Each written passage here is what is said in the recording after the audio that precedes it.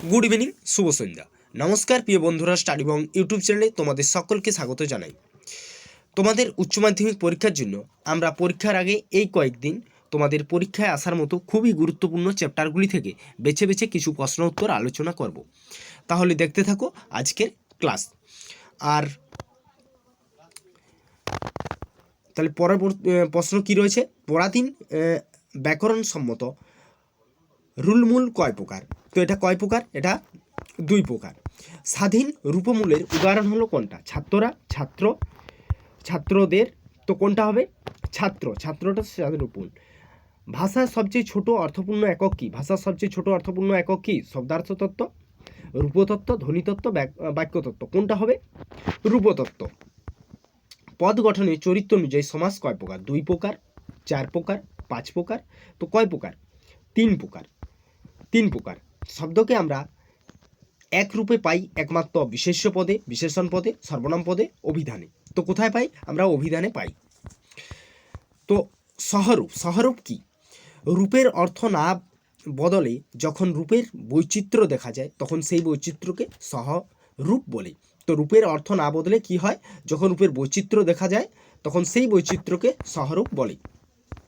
পদ গঠনের চরিত্রের ভিন্নতা অনুযায়ী সমাজকে কয় ভাগে ভাগ করা যায়? পদ গঠনের চরিত্রের ভিন্নতা অনুযায়ী সমাজকে তিন ভাগে ভাগ করা যায়। তা কি? দ্বন্দ্ব সমাস, ব্যাখ্যামূলক সমাস এবং বর্ণনামূলক সমাস। তো প্রত্যয় কাকে বলে? প্রত্যয় কখনো কখনো পদের পরিবর্তনও করে বলে, তাকে প্রত্যয় বলে যখন পদের পরিবর্তন হয়।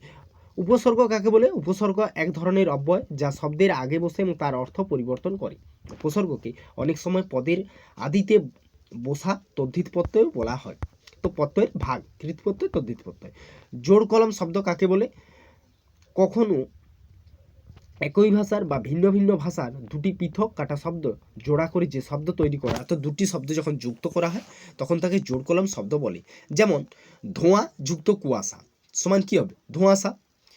টাইগার যুক্ত লায়ন, টিগলয়ন। এটা কিন্তু হচ্ছে না। ধোঁয়া যুক্ত কুয়াশা সমান ধোঁয়াশা হবে। অবস্থান অনুযায়ী প্রত্যয় কয় প্রকার? অবস্থান অনুযায়ী প্রত্যয় দুই প্রকার, কৃত প্রত্যয় এবং তদ্ধিত প্রত্যয়। পূর্বেই বলেছি।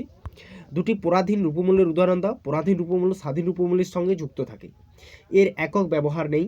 যেমন মানুষকে, কে এখানে পরাধীন রূপমূল। এই যে এখানে কে, মানুষ, কেটা কি? পরাধীন রূপমূল। মাছওয়ালা, ওয়ালাটা কিন্তু পরাধীন রূপমূল। তো আমরা রূপতত্ত্ব জানবো। রূপতত্ত্ব ভাগ করা যায় ও কি কি? প্রত্যেকটি ভাগের একটি করে উদাহরণ দাও। প্রত্যেক কাকে বলি? যে একটা আমরা বড় কোশ্চেনগুলো আমরা নিয়েছি এখানে, যেগুলো খুব গুরুত্বপূর্ণ, তোমাদের পরীক্ষায় আসতে পারে, সেই সমস্ত কোশ্চেনই আমরা কিন্তু নিয়েছি। তো প্রত্যয় শব্দ গঠনের একটি প্রক্রিয়া। শব্দমূল বা প্রকৃতির সঙ্গে প্রত্যয় যোগ করে নতুন নতুন শব্দ গঠন করা যায়। প্রত্যয় কি? যে সকল ধ্বনি বা ধ্বনির সমষ্টি পদ বা ধাতুর সঙ্গে যুক্ত হয়ে নতুন ধাতু বা নতুন পদ গঠন করে তাকে প্রত্যয় বলে। প্রত্যয় পদের পরিবর্তন করে। প্রত্যয় কি করে? পদের পরিবর্তন করে। ব্যবহারিক প্রয়োগের অবস্থান অনুযায়ী প্রত্যয় দুই প্রকার, যথা কৃত প্রত্যয় বা ধাতু প্রত্যয় এবং তদ্ধিত প্রত্যয়। তো কৃত প্রত্যয় বা ধাতু প্রত্যয় কি? যে প্রত্যয় ধাতুর সাথে যুক্ত হয় তাকে কৃত প্রত্যয় বলে। যেমন ভূত যুক্ত অন সমান কি? ভোজন। পুজ যুক্ত অনীয় সমান পূজনীয়। রান্ধ যুক্ত উনি সমান রাঁধুনি। এই উদাহরণগুলি থেকে অন, অনীয়, উনি প্রত্যয়গুলি যথাক্রমে ভুজ, পুজ, রাঁধ।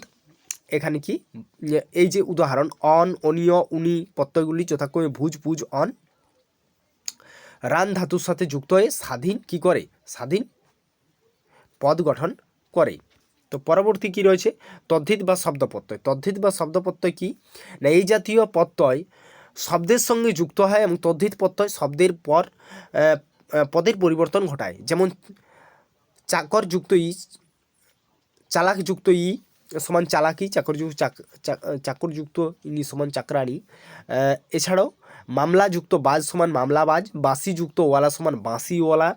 এই যে শব্দগুলো কিন্তু, এই যে উপরের উদাহরণ ই, বাজ, এখানে এই যে ই, পরবর্তী হচ্ছে বাজ, এছাড়াও ওয়ালা। এই যে শব্দগুলি, এগুলি কি? এগুলি হচ্ছে তদ্ধিত প্রত্যয়। প্রত্যয়গুলি যথাক্রমে চালাক, মামলা, বাঁশি শব্দের সাথে যুক্ত হয়ে নতুন কি করেছে? শব্দ গঠন করেছে। তো শব্দ গঠনের কৌশল বা প্রক্রিয়া ভাষাবিজ্ঞানের রূপতত্ত্বের অন্যতম আলোচনার বিষয়। রূপিম বা রূপমূল হলো শব্দ গঠনের মূল উপাদান। এই রূপিম সহযোগে বাংলা ভাষায় শব্দ গঠনের বিভিন্ন প্রক্রিয়া আছে, যেগুলি আলোচনা করা হচ্ছে নিম্নে। তো কি আছে? পদদ্বৈত, কোনো শব্দের একই পদ দুবার পাশাপাশি বসলে তাকে পদদ্বৈত বলে। যেমন দিন দিন, দেখো দিন একবার দিন আরেকটা দিন, যখন দুটো দিন যুক্ত হলো তখন পদদ্বৈত তৈরি হলো। এই যে বলছে কোনো শব্দ একই পদ দুবার পাশাপাশি বসলে, তারপরে সকাল সকাল, হাসি হাসি, কানতে কানতে, এই জাতীয় পদ সমার্থক ও বিপরীত হয়ে থাকে। যেমন কাগজপত্র, কাজকর্ম, হাসি কান্না, ভালো মন্দ ইত্যাদি।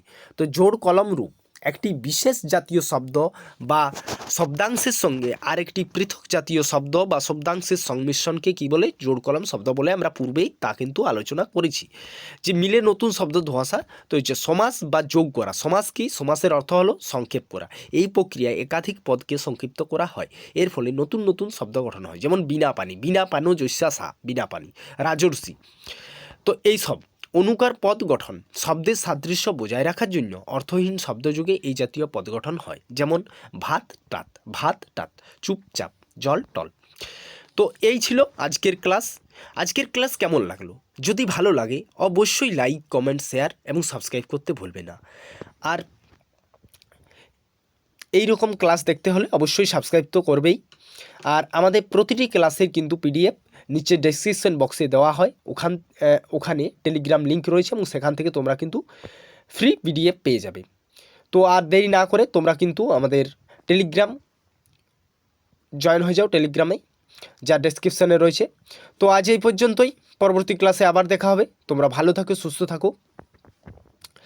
Thanks for watching this video.